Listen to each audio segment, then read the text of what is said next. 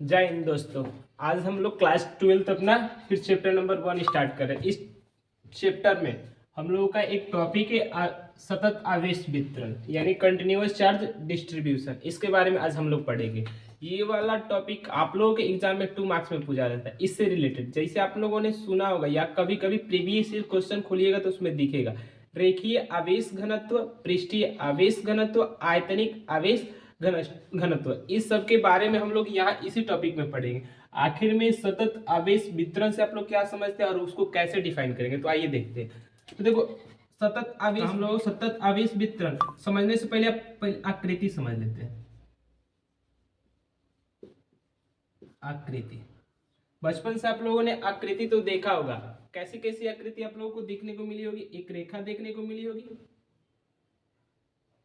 Clear, रेखा देखने को मिली होगी, आयत देखने को मिला होगा, आयत या वर्ग, या गोला देखने को मिला होगा। गोला देखने को मिला होगा। अब देखो, अब ये वाला इसका क्या है? पृष्ठ है। ये वाला इसका क्या है? पृष्ठ है।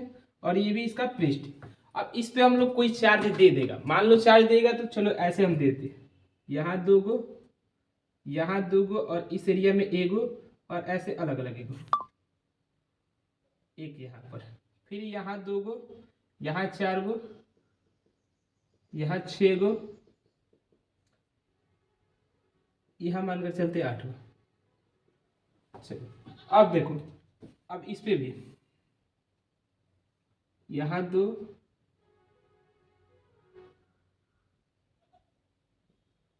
एक जगह ही,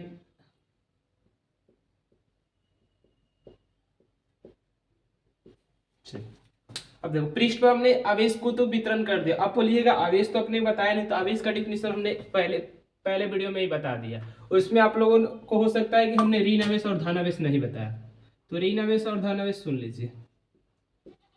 ऋण आवेश एंड धन आवेश। देखो, धन आवेश में प्रोटॉनों की संख्या अधिक होती है, इसमें प्रोटॉनों की संख्या कम होती है।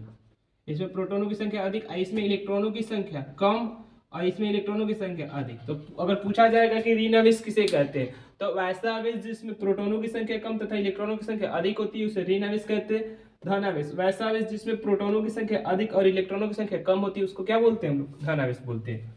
चलिए अब इधर आते हैं। तो यानी अब धन आवेश को प्लस से सूचित करते हैं, तो प्लस प्लस दिए। अब देखो वितरण का मतलब क्या होता है, और आप लोग इस वर्ड से परिचित होंगे, एक समान, सॉरी, एक समान और असमान, ये 2 वर्ड से परिचित हो गए। एक समान का मतलब होता है कि हर जगह इक्वल हो, हर जगह क्या हो? इक्वल हो। असमान का मतलब क्या होता है? हर जगह इक्वल ना हो। जैसे देखिए, इस तीनों आकृति में एक और आकृति ले लेते, इस रेखा को ही ले लेते हैं,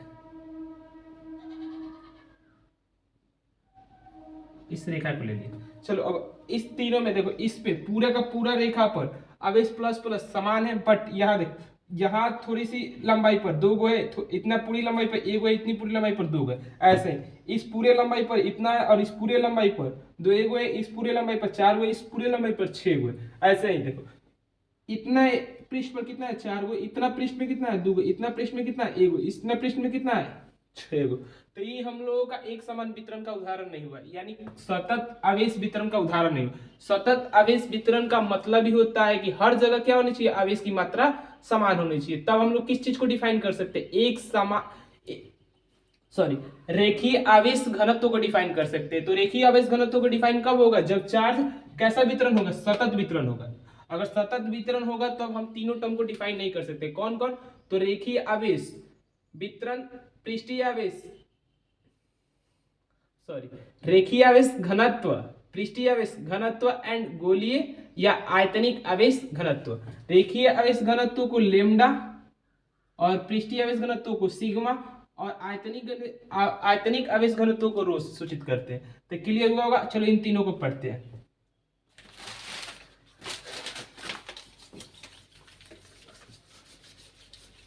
तो आप लोगों को बोलने से तो क्लियर हो गया होगा कि कहां डिफाइन होगा सतत आवेश वितरण पर। कौन कौन? तो लिखते हैं फर्स्ट, कौन? रेखीय आवेश घनत्व सेकेंड नंबर, पृष्ठीय आवेश घनत्व थर्ड नंबर, आयतनिक आवेश घनत्व। अब देखो हम डिफिनीशन बोलेंगे, हो सकता है आप लोगों को याद ना हो, तो इसमें देखो कितने टर्म को याद रखना है, इसमें क्या क्या आता है। इसमें दो टर्म याद रखना, एक इकाई लंबाई, सॉरी फर्स्ट में इसको बोलेंगे इकाई, इकाई लंबाई का मतलब 1 मीटर, 1 मीटर हो सकता, उसमें आवेश, सुनो फिर से, इकाई लंबाई में मौजूद आवेश की मात्रा क्या बोलते हैं, रेखीय आवेश घनत्व कहते हैं। याद हुआ होगा, सुनकर फिर से सुन लीजिए, इकाई लंबाई में आवेश की मात्रा क्या बोलते हैं, रेखीय आवेश घनत्व करते हैं। अब इसके अनुसार हम चित्र बनाते हैं। जैसे मानकर चल रहे हैं इस रेखा की लंबाई कितनी है, 10 सेंटीमीटर, 10 सेंटीमीटर।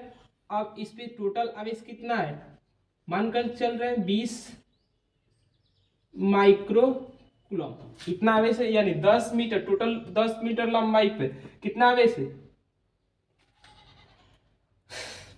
सॉरी 10 मीटर नहीं लिखा हुआ, 10 सेंटीमीटर लिखा हुआ, 10 सेंटीमीटर लंबाई पर आवेश की मात्रा कितनी है, 20 माइक्रो कूलम है, 20 माइक्रो कूलम है। अब आपसे पूछा, कोई इसमें पूछ सकता है कि रेखीय आवेश घनत्व किसे कहते हैं, तो फर्स्ट ऑफ ऑल मान लो इतना बड़ा तो नहीं लिखेंगे, इसके जगह हम लोग क्या लिखेंगे, लैम्डा लिखेंगे। तो कोई पूछेगा कि रेखीय आवेश घनत्व को किससे सूचित करते हैं, तो लैम्डा से सूचित करते हैं। अब लैम्डा इक्वल टू हमने क्या बोला, इकाई लंबाई, यानी इकाई लंबाई 10, पूरा का पूरा लंबाई कितना दिया है, 10 सेंटीमीटर, 10 सेंटीमीटर, और इस पे आवेश की मात्रा कितनी है, 20 माइक्रो कूलम। तो यानी इकाई, यानी यहाँ नीचे कितना, 10 नहीं होना चाहिए, कितना होना चाहिए, 1, तो डिवाइड करते थे 1 लाते, तो 10 से कम 10, 10 तो ना 20, यानी 1 सेंटीमीटर पर कितना है, 2 माइक्रो कूलम आवेश है। यही क्या है आप लोग का रेखीय आवेश घनत्व है, यानी इकाई सेंटीमीटर पर कितना आवेश है, 2 माइक्रो कूलम। इसी चीज को क्या बोलते हैं, रेखीय आवेश घनत्व कहते हैं। तो क्वेश्चन से भी क्लियर हुआ होगा कि रेखीय आवेश घनत्व किसे कहते हैं, और कोई देगा तो आप लोग निकाल भी सकते हैं।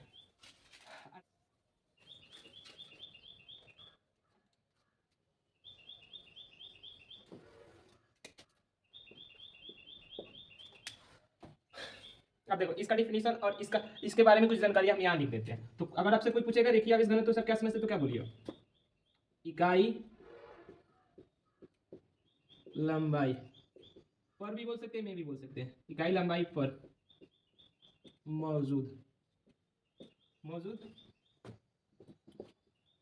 आवेश की मात्रा को क्या बोलते हैं, लेमडा कहते हैं, लेमडा कहते हैं। लेमडा किसे कहते हैं, रेखीय आवेश घनत्व को ही लेमडा कहते हैं। आप देखो इसके बारे में तीन चार जानकारी यहाँ लिखते हैं। फर्स्ट पूछा जाएगा कि लेमडा इक्वल टू क्या होता है, तो लेमडा इक्वल टू होता है Q by L, Q by L होता है। सेकंड नंबर पूछा जाता है लेमडा का एसआई मात्रक, लेमडा का एसआई मात्रक क्या होता है, ऊपर कूलम और नीचे लंबाई का मीटर, तो कूलम प्रति मीटर। थर्ड नंबर पूछा जाता है लेमडा का बीमा, तो बीमा होता है आवेश का एटी, और नीचे से चला जाएगा ऊपर कौन सा, एल, एल माइनस वन हो जाएगा, L minus one, eighty L minus one किसकी बीमा होती है, तो रेखीय आवेश घनत्व की बीमा क्या होती है, eighty L minus one. Clear हुआ होगा। तो इतनी सारी बातें किसके बारे में थी, रेखीय आवेश घनत्व। रेखीय आवेश घनत्व का यहाँ डिफिनीशन देख लिया और 3 बातें देख लिए, और ये चीज आप लोगों को याद होनी चाहिए। एग्जाम में पूछा भी जाता है, 1 मार्क्स में पूछा जाता है कि रेखीय आवेश घनत्व का एसआई मात्रा क्या होता है, कूलम प्रति मीटर, बता भी सकते हैं। तो मिटा दे पहला नंबर।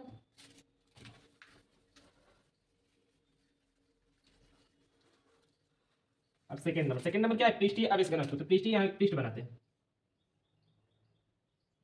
पृष्ठ बनाने से पहले इसका डिफिनीशन देख लें।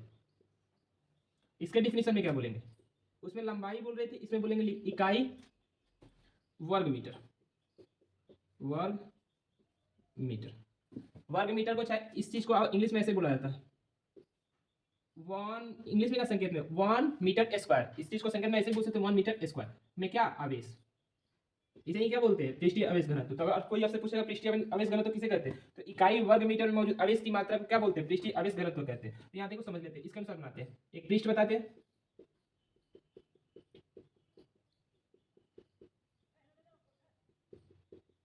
इसकी लंबाई 2 मीटर, चौड़ाई कितनी 3 मीटर, 3 दूना 6, इससे रिलेटेड मान लेते हैं 30 माइक्रो कूलम इस टोटल पर चार्ज है। तो बताइए कि पृष्ठीय आवेश घनत्व कितना होगा। पृष्ठीय आवेश घनत्व को किससे सूचित करते हैं, तो सिग्मा से सूचित करते हैं। किससे सूचित करते हैं, सिग्मा से। इस वर्ड को ही सिग्मा बोला जाता है। आप लोगों को मैथ में सिग्मा को दो तरीके से सूचित किया जाता है, एक इसको और एक इस चीज को। इन दोनों को क्या बोला जाता है, सिग्मा बोला जाता है। लेकिन सिग्मा यहाँ पृष्ठीय आवेश घनत्व का ये वाला सिग्मा का उपयोग होता है, ना कि ये वाला।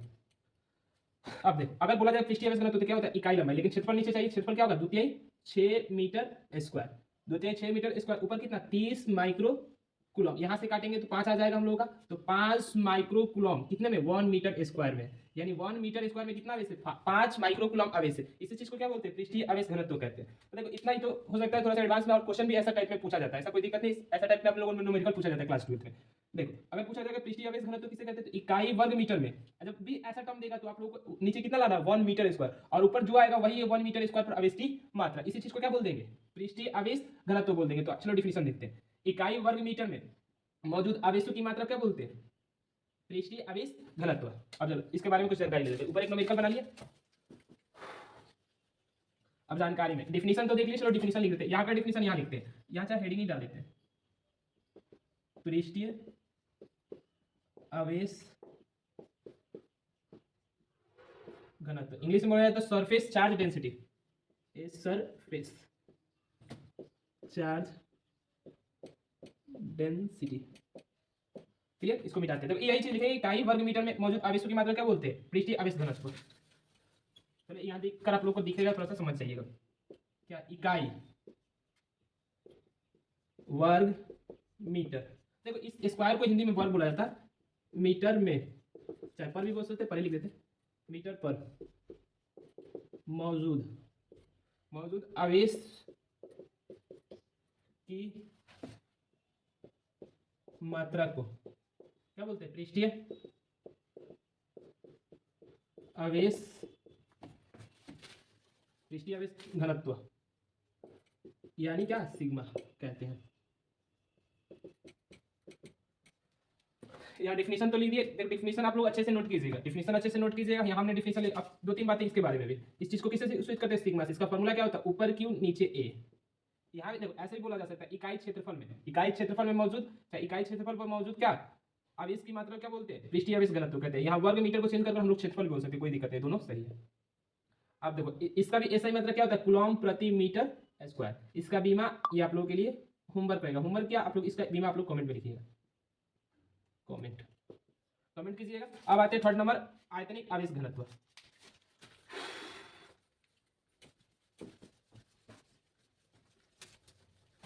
आयतनिक आवेश घनत्व थर्ड नंबर हेडिंग डाल लेते हैं, आयतनिक आवेश घनत्व। इसको इंग्लिश में बोला था वॉल्यूम चार्ज डेंसिटी। इस चीज को किससे सूचित करते हैं, रो से सूचित करते हैं। अब रो इक्वल टू क्या होता है, क्यू बाई वी। अब देखो इसको कैसे बोलेंगे, इसमें क्या होता है, इकाई आयतन, चाहे इकाई क्यू मीटर बोल सकते हैं, या इकाई आयतन। इकाई आयतन में क्या आवेश, इकाई देखो हम बोल देते हैं, आप लिखेंगे नहीं।